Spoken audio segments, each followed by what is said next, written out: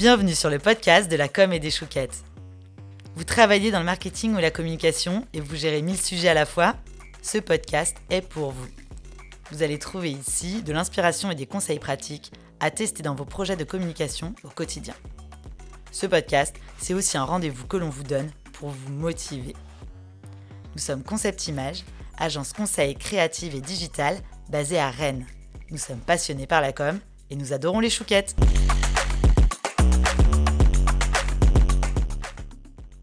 Dans cet épisode, on va parler d'interview smartphone et aujourd'hui je ne suis pas toute seule, je suis avec Richard. Yes, bonjour. Emma m'a autorisé à dire bonjour dans son intro. Bonjour.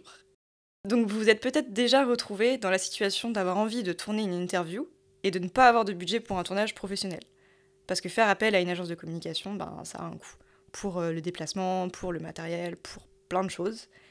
Mais ça ne veut pas dire que vous devez abandonner votre projet. Parce que vous avez dans votre poche un outil formidable capable de filmer des vidéos, votre smartphone. Donc tourner une interview avec un smartphone, c'est pas forcément compliqué, mais il y a quelques règles à suivre, quelques points de vigilance pour réussir à filmer une vidéo de qualité, et on va vous les détailler tous aujourd'hui. On va voir quoi ensemble du coup? Alors, on va parler du son, de l'importance de soigner le son, on va parler de la lumière, de la stabilité de la vidéo et du cadrage, de la qualité de votre vidéo, de vos images, du décor, de votre look, de votre rôle d'intervieweur aussi, et comment bien faire en sorte d'avoir des rushs exploitables pour pouvoir bien travailler après pour le montage. Donc on a pas mal de choses à dire et on a aussi des exemples dont on vous parlera au fur et à mesure. Donc le premier point, ça va être de soigner le son. Le son, c'est souvent le point faible du smartphone quand on réalise une vidéo. Parce que parfois, on filme, on regarde la vidéo sur son smartphone et on se dit « Ok, le son il est bon, la vidéo elle est bonne ». Et puis on la regarde une deuxième fois, à un autre moment, sur un autre écran, sur un ordinateur, sur une télé. Et là, on se rend compte qu'en fait, le son il est pas si bon que ça, voire vraiment pas terrible. Et c'est dommage parce que votre vidéo sera peut-être pas exploitable à cause de ça. Donc, c'est un point auquel il faut faire attention. Donc sur ça, quelques petits conseils. Déjà, si c'est possible, filmez plutôt en intérieur. Parce que ça va permettre d'éviter tous les bruits parasites, d'éviter qu'on entende une voiture qui passe, un enfant qui court. Le vent aussi. Le vent, ouais. Surtout le vent, beaucoup le vent. Donc tous ces bruits-là que vous ne retrouverez pas en intérieur. Il y a des petits bruits aussi qu'on n'entend pas forcément quand on est en tournage, mais qui sont pas perceptibles. Mais je sais pas, un bruit de chantier au loin qu'on n'avait pas vu et du coup finalement au montage on se rend compte que c'est dommage qu'il y ait ce son là. Sauf si c'est voulu, parce que des fois c'est voulu qu'il y ait un son d'ambiance comme ça. Si on reprend l'exemple du chantier, là si on voulait qu'il y ait un son d'ambiance de chantier, c'est pertinent, mais ouais. Oui, et puis des fois c'est important pour la vidéo de montrer l'environnement autour, et c'est pas forcément nécessaire d'être dans une pièce. Tu peux pas tout montrer, tu fais passer des messages aussi avec ton environnement et avec l'extérieur. Ouais, ça. Mais du coup, dans ces cas-là, si jamais vous devez filmer en extérieur, prenez peut-être plusieurs prises pour être sûr d'en avoir au moins une de bonne pour pouvoir les comparer et comme tu disais, si jamais vous n'avez pas entendu un bruit d'un camion qui passe ou quelque chose comme ça, au moins vous l'aurez sur la première, mais vous l'aurez pas sur la deuxième et vous pourrez utiliser le deuxième rush. Ouais.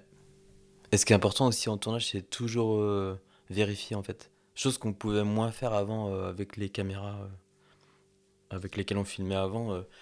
Là, avec les smartphones, on a la chance de pouvoir regarder en direct ce qu'on vient de filmer. Donc, n'hésitez pas à vérifier en fait tout ce que vous filmez. Comme ça, au moins vous êtes rassurés en partant. Et prenez aussi des écouteurs pour que le son soit mieux qu'avec le son qui sort directement du téléphone. Vous arriverez mieux à percevoir les sons et les bruits de fond. Donc si vous êtes en intérieur, essayez de trouver un endroit isolé acoustiquement. Donc le mieux, c'est une pièce avec de la moquette, parce que ça va absorber le son. Mais bon, si vous avez des tapis, ça marche aussi. Et sinon, vous faites au mieux. Déjà, si vous êtes en intérieur, ça réduit pas mal les nuisances sonores. Aussi, évitez les pièces vides ou les pièces peu meublées, parce que du coup, ça va produire de l'écho et c'est vraiment pas agréable à écouter.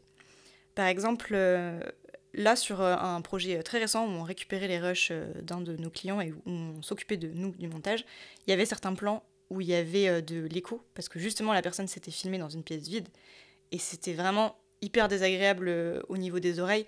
Et en fait, si déjà vous commencez à regarder une vidéo que le son il est pas agréable, vous n'allez pas la finir. Donc c'est que le rush il est pas très exploitable. Donc c'est un point auquel il faut faire attention aussi. Le son, c'est une des choses les plus difficiles à corriger en post-prod. Du coup, j'aime bien qu'on a de la bonne matière. Ouais. Ouais, parce qu'une image, tu peux toujours la corriger, changer, mettre un plan d'ambiance à la place. C'est vrai. Le son, bah, tu peux pas si c'est mauvais. Bon, après, il y a des petits logiciels magiques qu'on a testés, là, Adobe Podcast récemment, qui fonctionnent avec l'intelligence artificielle, là, et du coup, c'est quand même prometteur. C'est déjà super ce qu'ils font, mais c'est prometteur. Ouais, c'est vrai que sur certaines vidéos, il y avait vraiment beaucoup de vent, et ça faisait même limite mal aux oreilles tellement il y avait de vent, et en fait, on l'entendait plus du tout. Ouais. Voire, on avait l'impression que la vidéo avait été filmée en studio, tellement le son, il était nickel. Du coup, il fallait que ça soit parfait, mais pas trop parfait, pour que ça reste quand même un peu naturel. C'est ça, c'est limite trop parfait. Du coup, il faut rajouter après du fond. Mais ouais, on verra ce que ça donne dans le futur. Ouais. Et sinon, il existe aussi des micros que vous pouvez brancher directement sur le smartphone. Donc nous, le nôtre, c'est un Rode, il me semble que c'est ça la marque. Ouais, c'est ça. Et il nous avait coûté à peu près 80 €. Mais vous pouvez en trouver des moins chers, je pense, à partir de 20-30 €, tu peux en trouver déjà. Donc du coup, nous, on n'a pas testé, mais on pourrait les tester. Et on rajoute aussi un petit pompon dessus, une genre de bannette, là. Bonnette, une bonnette. Une bonnette, voilà, une La bonnette. c'est le pain. Ouais. En fait, ça limite les nuisances sonores autour et vous allez capter vraiment le son de la personne qui parle. Et bah, c'est mieux, en fait, la qualité du son est tout de suite mieux avec un micro. Ouais, et on peut aussi... nous, on n'a pas testé ici sur les smartphones, mais il y a des micro-cravates, par exemple, qui fonctionnent très bien, je pense, aussi. Ouais, ça serait à tester un jour. Ouais, ça peut être pratique, par exemple, si notre caméra doit être plus loin que le sujet filmé, parce que quand on filme quelqu'un avec nous, en tout cas notre dispositif, faut pas qu'on soit trop loin quand le micro est branché directement sur le smartphone. Si on est trop loin, bah, du coup, ça va produire... ça va être de moins bonne qualité, ouais. C'est vrai. Donc tout ça, c'était pour le son. Maintenant, on va parler de l'image.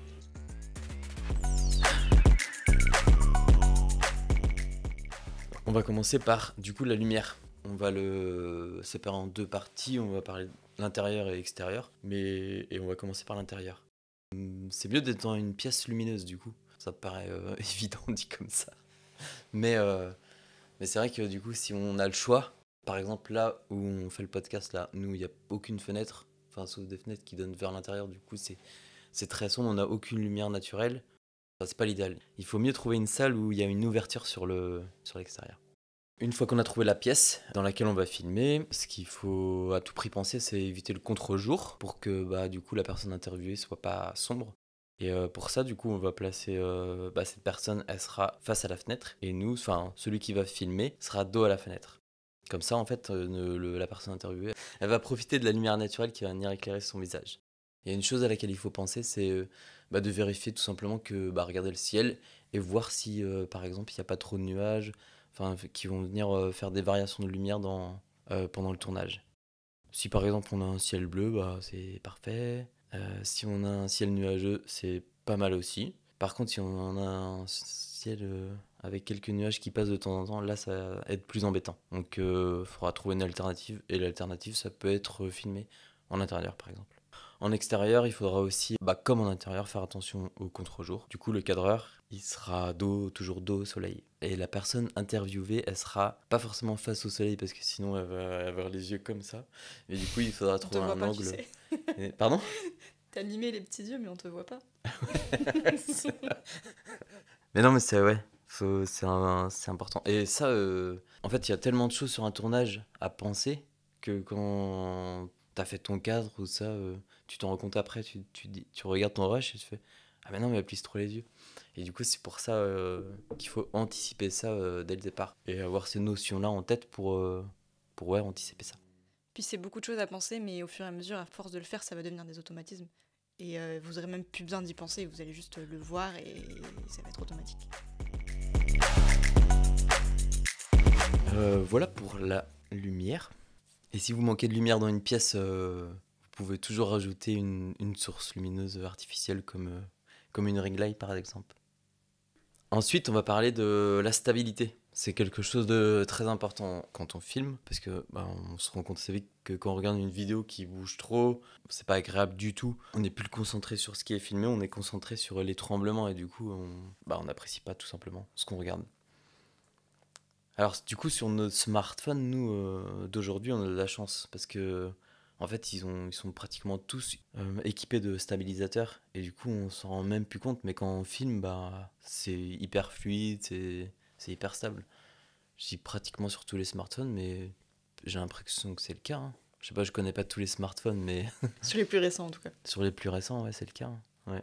Donc ouais, pour ça, on a de la chance. Avant, par exemple, quand on filmait avec un appareil photo, enfin, quand on filme, parce qu'on filme toujours avec des appareils photo, ça dépend de quel film on va tourner, on utilise là un stabilisateur. Souvent un Ronin, par exemple, enfin, quelque chose qui va venir stabiliser l'appareil. Parce que tous les objectifs sont pas équipés de stabilisateurs optiques. Et pour encore améliorer la stabilité des smartphones, on peut investir dans un petit trépied par exemple. Un trépied qui va venir nous stabiliser, on va le tenir dans la main, on va l'accrocher sur le smartphone. Le trépied, normalement, c'est utilisé pour filmer un plan fixe. On va venir fixer notre smartphone sur le trépied et du coup comme ça on aura un plan stable. Mais on peut aussi le mettre dans la main ensuite et filmer des mouvements avec notre smartphone, des travelling ou des panoramiques, et du coup on aura un mouvement encore beaucoup plus stable que si on l'avait tenu à la main. Parce que, en fait, le trépied que nous on utilise, c'est une genre de perche à selfie. Le téléphone il se branche, il se place exactement comme une perche à selfie, donc vous pouvez le tenir comme ça par le manche, mais du coup elle se déplie aussi pour faire un genre de pied, comme un trépied en fait. Ouais. Du coup ça fait un peu le double usage. Je sais pas si l'image était claire. Si, beaucoup plus clair que quand je l'ai expliqué, je pense. Merci. Et si vous utilisez le trépied, donc comme tu disais, à la main, et que vous avez un micro en plus, il faudra faire attention à ne pas toucher le micro avec votre main, parce que sinon ça va faire des petits bruits si jamais vous touchez la bonnette. Ça va faire du bruit qu'on va tout de suite entendre sur la vidéo. Ouais. Et ça c'est pareil, c'est un petit coup à prendre une fois qu'on sait ça, en fait c'est naturel, on n'y fait même plus attention. On sait où nous placer où placer nos mains pour qu'on n'ait pas ces bruits-là. Et après, si on n'a pas de trépied, en fait on va utiliser ce qui nous entoure en fait tout simplement. Si on filme quelqu'un qui va être interviewé à son bureau par exemple, on va venir placer notre smartphone sur le bureau, on va le caler avec des livres par exemple. On va trouver des petites astuces comme ça pour avoir des plans stables.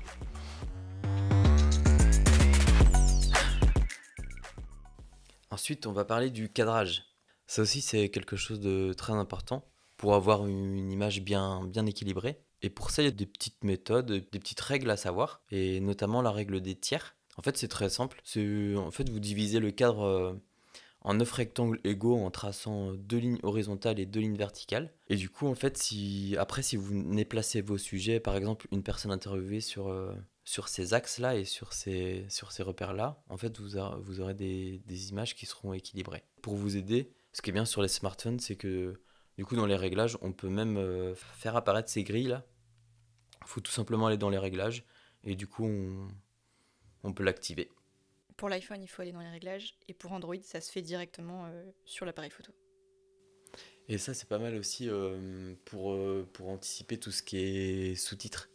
Parce que du coup, si on vient bien placer notre personne interviewée, on aura de l'espace en haut, au-dessus de la tête, et on aura surtout aussi de l'espace en bas, au niveau du buste, et du coup, comme ça nous laissera de l'espace pour les sous-titres. Parce que du coup, maintenant, pratiquement toutes les vidéos sont sous-titrées, du coup, c'est important d'y penser quand on filme. Et quand on filme les plans de coupe aussi d'ailleurs. Toujours avoir en tête que dans le bas de l'écran, potentiellement, il y aura des sous-titres. Et du coup, on va pas filmer les choses importantes à ce niveau-là.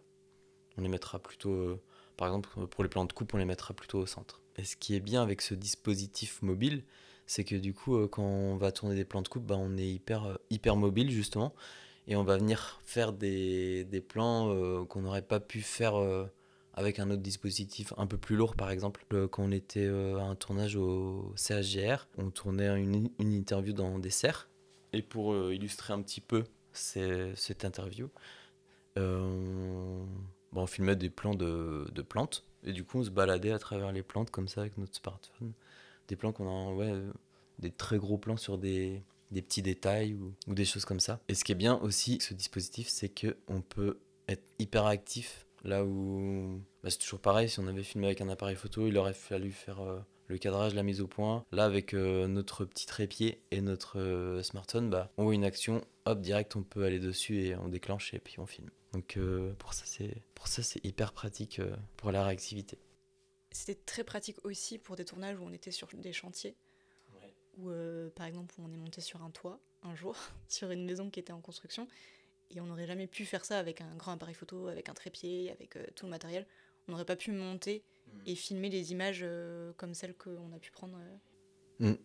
Et du coup ça nous a permis de faire des plans trop bien en baladant pareil la caméra à travers les poutres, tout, c'était trop bien. Et puis même être réactif quand le charpentier faisait une action, planter un clou par exemple, tout simplement, nous on allait directement chercher un gros plan de cette action, et puis dans le plan d'après, un plan d'ensemble assez rapidement.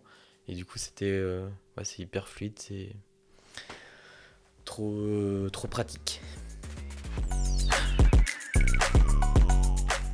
On va parler maintenant de la mise au point. C'est quelque chose de très important ça aussi, parce que c'est pareil quand on regarde une vidéo et qu'on voit que la mise au point elle est pas bonne sur la personne interviewée. C'est pareil, ça va nous sortir du film, on va plus être concentré, on va être concentré sur le fait que c'est pas net et du coup qu'il y a un problème. Toujours vérifier ça. On a de la chance là sur nos smartphones actuels, ils sont assez puissants pour faire une mise au point intelligente, j'ai envie de dire. C'est que quand tu vas venir quand tu vas venir faire ton cadrage, il va calculer lui-même la personne. En fait, il va capter qu'il y a quelqu'un à filmer et du coup, il va faire la mise au point sur cette personne.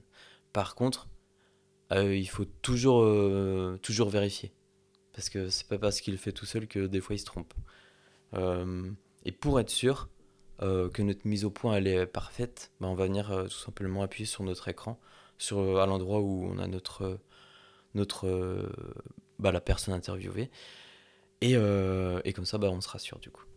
Et autre petit point de vigilance, ça sera par rapport au zoom. Si vous pouvez éviter de l'utiliser, c'est mieux. Parce qu'en fait, on se rend compte que quand on zoome avec les smartphones, vous allez perdre en qualité.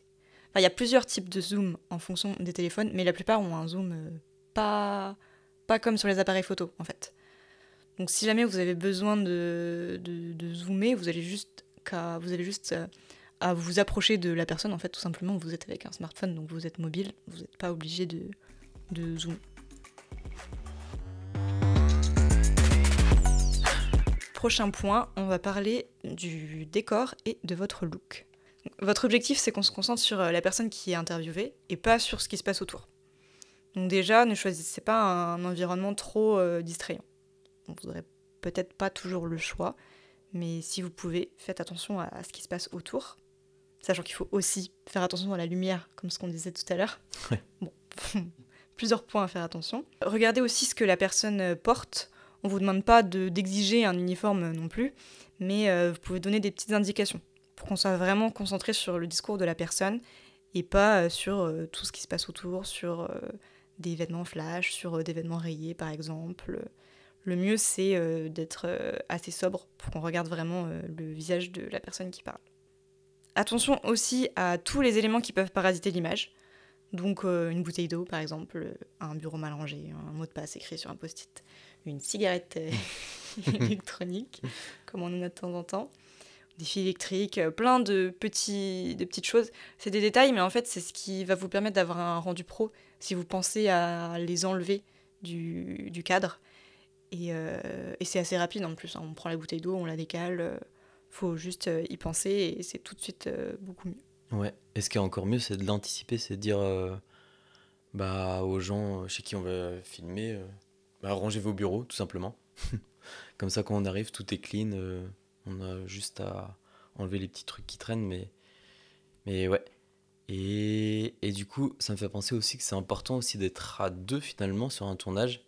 Parce que du coup, en fait, quelqu'un va voir quelque chose et pas l'autre. Ouais, tu peux être concentré sur la personne que tu filmes, Ouais. et pas forcément par le décor. Ouais, c'est ça. On sera. Ouais, il y a tellement de choses à voir dans le cadrage que du coup. C'est important d'avoir quelqu'un qui est pas concentré sur l'appareil, sur le cadrage. Et d'avoir quelqu'un à côté qui va venir voir ce qu'il y a autour. Ensuite, on va parler de votre rôle d'intervieweur. Vous devez vous placer derrière votre smartphone et pas trop sur le côté. Parce que la personne interviewée, elle va vous regarder vous. Et donc, il faut qu'elle regarde en direction de l'objectif. Parce que comme ça, le résultat sera plus naturel. Si vous êtes deux, comme tu disais, et que c'est une deuxième personne qui pose les questions, c'est pareil, l'interviewée, elle va avoir tendance à regarder plutôt la personne qui pose les questions que la personne qui filme, parce que c'est la personne avec laquelle elle parle. Et donc, c'est mieux aussi que cette personne soit pareil derrière le téléphone et pas trop sur le côté, pour que le regard soit le plus proche possible de l'objectif. Votre rôle, c'est aussi de savoir mettre à l'aise la personne que vous interviewez. Parce que c'est pas toujours facile de parler devant une caméra. On vous pose des questions, vous devez répondre, vous savez que vous êtes filmé.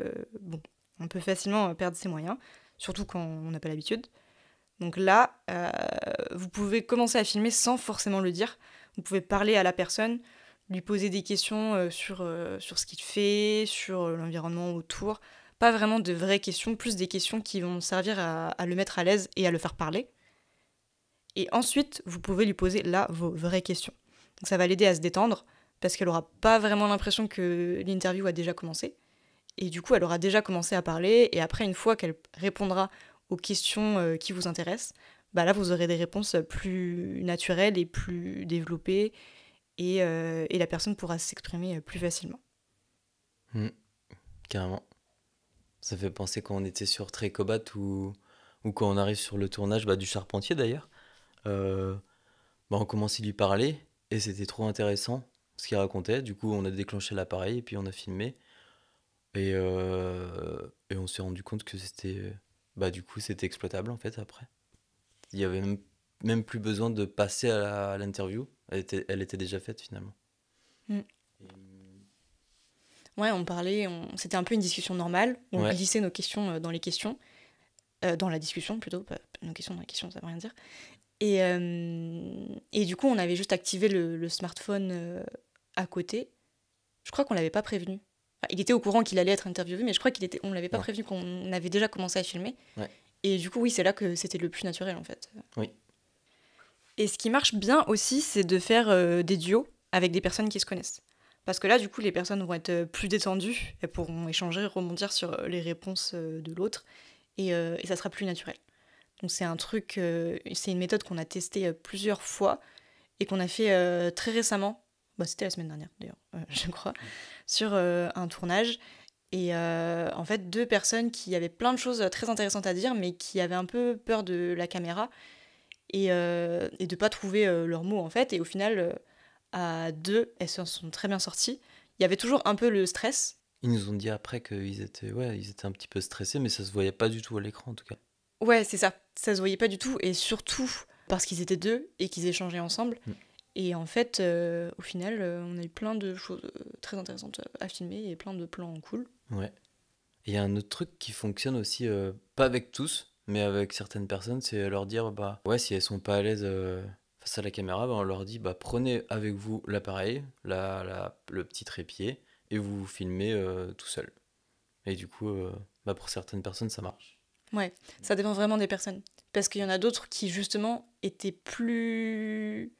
avaient trouvé l'exercice plus difficile de se filmer soi-même et d'avoir le contrôle sur ce que tu vois, ce que tu captes, de voir. Ça dépend. Ouais, parce que t'as le retour en direct, du coup, aussi, en plus. Et ça peut te bloquer. Si t'as pas l'habitude de mettre tes smartphones, ça dépend des personnes. Ouais. Et enfin, le dernier point, ça va être de préparer des rushs exploitables. Et c'est tout simplement, du coup, anticiper la phase de montage, en fait. Donc pour ça, il y a des petites choses à savoir. Par exemple, quand on va tourner un plan, on va toujours, que ce soit un plan de coupe ou une interview, on va laisser 2 à 3 secondes avant et après ce qu'on veut filmer en fait. On va demander à la personne par exemple de marquer une petite pause, de toujours regarder l'écran pendant avant son intervention et après. Et tout ça, après, ça va nous faciliter ça va nous permettre d'avoir un montage propre finalement. Ça va nous permettre de couper facilement après chaque plan. Ouais, ce qui est pas mal, ce qui est assez utile aussi, c'est faire un premier dérush sur mobile finalement, parce qu'on peut le faire. On peut tout simplement couper par exemple le début et la fin si quelque chose ne nous intéresse pas, s'il y a eu des coupes pendant l'interview, si la personne s'est arrêtée, tout ça, on va pouvoir déjà faire des premières sélections de plans. Et comme ça, du coup, ce qu'on va décharger après sur notre ordinateur, on aura déjà ce qui va nous servir pour le montage et que ce qui va nous servir. On n'aura pas tout le reste qui va venir surcharger, polluer nos dossiers après. Ce qui peut être bien aussi, c'est si une personne parle beaucoup, de lui demander de synthétiser pour avoir une version plus courte. Parce que des fois, il y a des personnes qui vont parler beaucoup et qui vont dire des choses très intéressantes, mais nous, on n'a pas la vidéo, elle pourra pas durer autant de temps que tout ce qu'ils racontent. Parce qu'aujourd'hui, les vidéos, il faut qu'elles soient rapides pour qu'on garde l'attention des gens. Et donc, en lui demandant de synthétiser, là, vous pourrez éventuellement reprendre des morceaux de ce qu'il a dit avant, si jamais vous avez besoin de compléter. Mais comme ça, vous pouvez choisir vraiment les parties qui vous intéressent. Et aussi, faites attention, demandez à la personne, pas demander, mais il faut que la personne fasse des espaces un peu dans ses phrases.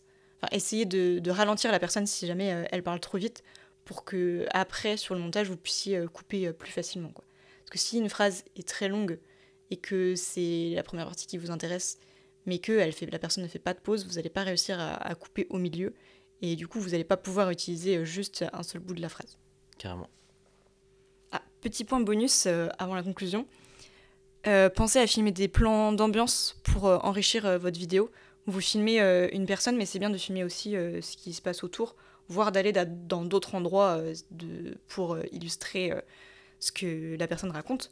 Parce que si jamais vous avez qu'un seul plan d'une vidéo de 3 minutes d'une personne qui parle, en fait, vous allez perdre assez rapidement l'attention des gens. Donc le mieux, c'est de rajouter quelques plans par-ci par-là pour dynamiser la vidéo. Pour une interview, par contre, répétez pas trop avec la personne que vous filmez, parce que du coup, une bonne interview, ça doit être spontané en fait. Et du coup, si vous répétez trop, ça va se voir, ça va être trop lisse, trop travaillé, ce sera moins spontané. Et du coup, on perdra en naturel. Et sur notre dernier tournage, justement, c'est ce qu'on a fait. On a été interviewer des personnes dans une entreprise, mais on leur avait pas donné à l'avance les questions. Les personnes savaient juste qu'on allait venir pour les interviewer, mais du coup, elles n'ont pas pu préparer leur texte à l'avance. Ouais. Donc on a pu vraiment avoir des réponses naturelles et authentiques qu'on n'aurait pas forcément eues quand la personne elle travaille son texte, qu'elle l'apprend, tout de suite le ton il est différent, les mots ils sont différents, et c'est un peu moins impactant. Et tout ça fonctionne aussi finalement quand on se filme tout seul. Il faut faire attention tout ce qui est règles sur la luminosité, sur l'équilibre dans le cadre, faire attention au son. Mais voilà, on peut se filmer très bien tout seul en fait avec ce dispositif. Et vous pouvez aussi intégrer du motion design pour faire une introduction par exemple. Une conclusion, des petits encarts texte, rajouter des mots-clés sur les vidéos s'il y a besoin. Rajouter tout un habillage graphique. On a eu le cas avec Trecobat, où il y avait un petit générique au début avec la photo de la personne, son nom, son métier, une petite musique et un petit générique de fin. Il y avait un écran avec la question aussi. Allez voir les vidéos si jamais ça vous intéresse. Ouais, là on vient de le faire pour Arras, avec qui on travaille en ce moment. Et du coup, ce qui est intéressant, c'est qu'on les a formés, là, à filmer eux-mêmes, justement. Ils ont acheté leur matériel, du coup, un micro, un petit trépied. Et ils filment avec leur smartphone. On est venu une demi-journée avec eux. On leur a expliqué comment filmer une interview, des plans de coupe. Et du coup, maintenant, c'est eux qui filment. Ils nous envoient les rushs. Nous, on les monte à l'agence. Et justement, on travaille tout ce qui est univers graphique et tout ce qui est motion design pour ce film.